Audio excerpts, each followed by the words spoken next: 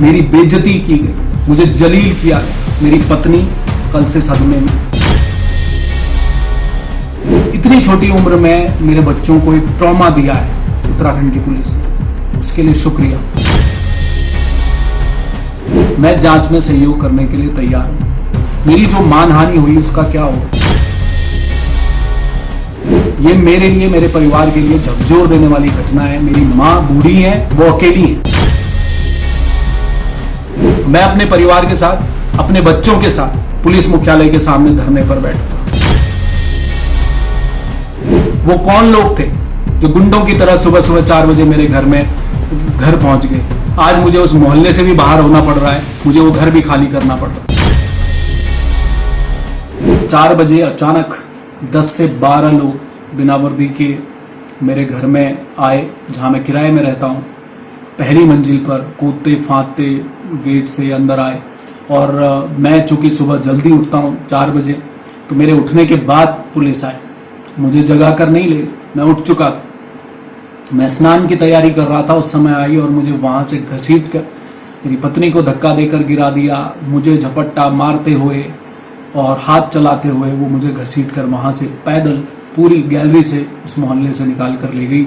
आगे जाके गाड़ी में मुझे बिठाया और कई जगह घुमाते रहे, और तब मुझे ये लग रहा था शायद मेरा आज एनकाउंटर हो जाएगा। इस तरह का माहौल मेरे इर्द गिर्द बना दिया गया था उन लोगों द्वारा। फिर अंत में मुझे कहीं डिफेंस कॉलोनी की किसी चौकी में मुझे ले जाकर वहाँ बिठा दिया और वहाँ उन्होंने कुछ गिनी चुनी बातें मुझसे रखी। मेरे फ़ोन पत्नी के और मेरे फ़ोन दोनों पुलिस के पास थे। वो उसकी जांच करते रहे दोपहर 2-2:30 बजे तक, और मैंने अपने बैंक अकाउंट की डिटेल भी उन्हें दे दी और पत्नी के अकाउंट की डिटेल भी दे दी। मैंने कहा आप चेक करिए। उन्होंने मुझे बताया कि प्रदीप सकलानी नाम का कोई व्यक्ति है जिसे मैंने आज तक नाम नहीं सुना था। तो पुलिस ने मुझसे कहा कि कल गिरफ्तारी हुई है देहरादून में। मैंने कहा मैं इस शख्स को जानता ही नहीं, कभी नाम नहीं सुना। फोटो दिखाया, मैंने कहा मैंने तो इसे कभी देखा ही नहीं। मैं सार्वजनिक जीवन में हूँ, पत्रकार। बहुत अच्छे बुरे लोग, हर तरह के लोग मुझे मिल सकते हैं। कोई मेरा नंबर रख सकता है, कोई मुझसे फ़ोन पर भी बात कर सकता है, तो मैं भी कर सकता हूँ क्योंकि मैं एक पत्रकार हूँ। फिर भी मैंने उनको कहा कि इस व्यक्ति से तो मैं कभी मिला नहीं। अब आप, पुलिस का काम है कि पुलिस ढूंढे, CDR निकाले, CCTV फुटेज निकाले। अगर कभी मुलाकात हुई है तो वो चीज़ें सब सामने आ जाएंगी। बैंक डिटेल्स मैंने आपको दे दी, आप ढूंढ लीजिए जो आपको करना है। फिर वहाँ पूछताछ के दौरान मुझे बताया कि भाई ऐसा कुछ आपका मिल नहीं रहा है।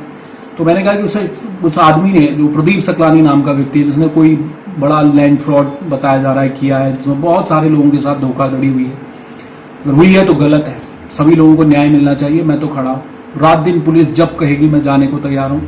कोई पूछताछ करे, कहीं पर कैसा भी सहयोग पुलिस को चाहिए, मैं देने को तैयार। तो मेरी सारी ये घटनाक्रम हुआ। उसके बाद पुलिस ने मुझे रिहा कर दिया, बोला कि ऐसा कुछ मिला नहीं। ये पूरी प्रक्रिया कल की थी। अब मैं जो बात आज कहना चाहता हूँ वो साफ तौर पर ये है कि मेरे साथ जो घटनाक्रम हुआ उससे मैं बेहद आहत हूँ। 17 साल की मेरी पत्रकारिता है। मैंने अगर पत्रकारिता में कुछ कमाया है तो वो ईमानदारी है। मैं उसी सत्य की राह पर चलता रहा। अगर मैं ये काम कर रहा होता तो शायद आज मुझे वीडियो बनाने की ज़रूरत नहीं पड़ती। शायद आज मुझे पुलिस 4 बजे आतंकवादियों की तरह उठाकर घसीट कर नहीं ले जा रही होती। एक चीज़ मेरे पास थी, वो थी ईमानदारी। इस राज्य के लिए, इस राज्य के लोगों के मुद्दे इसी समाज के भीतर रहकर मैं उठा रहा था। वो मैं उठाता आगे भी रहूँगा। वही काम मैं कर रहा था और वही मेरा हौसला था। उसी हौसले को तोड़ने की कोशिश की गई, उसी पर चोट मारी गई है, मेरी बेइज्जती की गई, मुझे जलील किया गया। मेरी पत्नी कल से सदमे में, मेरी छोटी बच्ची वो डरी हुई है। मेरा बेटा रात को भी नहीं सो पाया। वो नींद में जागकर मुझसे कहता रहा कि पापा कोई आ रहा है, कोई आ रहा है।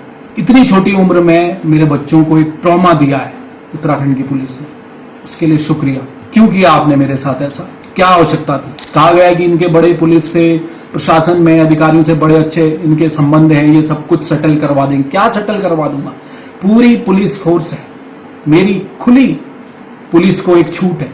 अपनी फोर्स में किसी एक सिपाही को, एक सिपाही से लेकर ऊपर तक अधिकारियों को कहिए मेरा नंबर दीजिए और कहिए कि इस नंबर से कभी आपको फोन आया। कभी नहीं किया, किसी अधिकारी को फोन नहीं किया। मैं जांच में सहयोग करने के लिए तैयार हूं। मेरी जो मानहानि हुई उसका क्या होगा?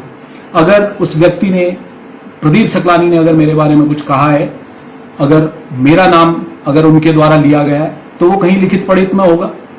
तो मैं चाहता हूं कि पुलिस मुझे उसकी सत्यापित कॉपी दे दे, कहां पर मेरा नाम लिया गया है, कैसे लिया गया है। एक तो पुलिस मुझे वो मुहैया करवा दे, मैं उसके लिए प्रार्थना पत्र देने जा रहा हूं। दूसरा, मेरे बैंक डिटेल 2 बैंक अकाउंट है वो मैंने दे दिए, पुलिस जांच कर ले और उसमें खुलासा करके सामने पब्लिक डोमेन में ले आए, सार्वजनिक कर दे कि मुझे कैसी ट्रांजैक्शन हुई है, किसने की, दुनिया देख ले, पूरा प्रदेश देख ले। और तीसरा, अगर मैंने उस व्यक्ति से कहीं मुलाकात की है, फोन में बात कर की है, लोकेशन CDR सब निकाल ले पुलिस मेरे नंबर की और बता दे और सार्वजनिक कर दे कि ये इनके बीच बात हुई है। अन्यथा मुझे न्याय क्या मिलेगा, कैसे मिलेगा? ये मेरे लिए, मेरे परिवार के लिए झकझोर देने वाली घटना है। मेरी माँ बूढ़ी है, वो अकेली है। मैं पिथौरागढ़ के डीडीहाट का रहने वाला हूँ, डीडीहाट विधानसभा में मेरा घर है। मेरे पिता ने हमें शिक्षा के लिए खटीमा लाए, वो आज इस दुनिया में नहीं है। एक बात सिखा कर गए कि सत्य की राह कभी मत छोड़ना, चाहे कुछ हो जाए, 2 रोटी कम मिलेगी चलेगा। मैं उसी राह पर चल रहा हूँ। खटीमा से मैं देहरादून आया हूँ, मैं आहत हूँ, मुझे न्याय मिलना चाहिए। अगर मुझे ये न्याय नहीं मिलता तो मैं कह रहा हूँ, मैं अपने परिवार के साथ, अपने बच्चों के साथ पुलिस मुख्यालय के सामने धरने पर बैठूंगा। मुझे न्याय चाहिए, मेरी छवि धूमिल हुई है। ऐसा क्यों किया गया मेरे साथ? वो कौन लोग थे जो गुंडों की तरह सुबह सुबह 4 बजे मेरे घर पहुंच गए? आज मुझे उस मोहल्ले से भी बाहर होना पड़ रहा है, मुझे वो घर भी खाली करना पड़ रहा है। ये स्थिति आपने करनी थी, आपने कर ली है। एक और बात मैं कहना चाहता हूँ, बहुत साथी मीडिया में पूछ रहे थे, सोशल मीडिया पर मैसेज भी कर रहे थे कि जो बीजेपी के विधायक है अरविंद पांडे, उनका एक बयान, मुझे तो मालूम नहीं था, शाम को जाकर मैंने वो बयान देखा, मेरा तो फोन पुलिस ने रखा हुआ था। उन्होंने एक बयान दिया, उन्होंने कहा है कि एक इंटरव्यू जो मैंने कुछ दिन पहले उनका किया था, वो क्या उसकी वजह से ये कार्रवाई हुई है, उन्होंने ये कहा है। मैंने उस वीडियो को घर जाकर रात को जब देखा तो मेरे पैरों तले जमीन खिसक गई। मैंने कहा ऐसा नहीं हो सकता, ये क्या चल रहा है? क्या कोई राजनीतिक रूप से प्रेरित ये चीज हो सकती है? मैं अभी भी मानने को तैयार नहीं हूं। मुझे पुलिस पर विश्वास है, पुलिस की कार्यप्रणाली पर भी विश्वास है, मैं किसी पर सवाल नहीं उठा रहा। लेकिन जिस तरीके से मुझे आतंकवादी की तरह ट्रीट किया गया, बिना किसी जुर्म के, एक व्यक्ति ने मेरा नाम ले लिया और आपने मुझे दोषी करार करके किस तरह से पूरे शहर में, पूरे प्रदेश में, देश में मुझे बदनाम कर दिया, ये मुझे बहुत बुरा लगा है। मैं आप सबको एक वादा करना चाहता हूं, मैं निर्दोष हूं, झूठे आरोप मेरे ऊपर लगाए गए और इसकी क्लीन चिट लिए बिना मैं नहीं मानूंगा। या तो मैं जेल जाऊंगा या मुझे दोषी करार कर दे, जेल जाए, मैं पत्रकारिता त्याग दूंगा, वरना मुझे क्लीन चिट चाहिए। मुझे दूध का दूध, पानी का पानी चाहिए। उसके लिए मैं किसी भी हद तक लड़ाई लड़ने को तैयार हूं। बहुत शुक्रिया।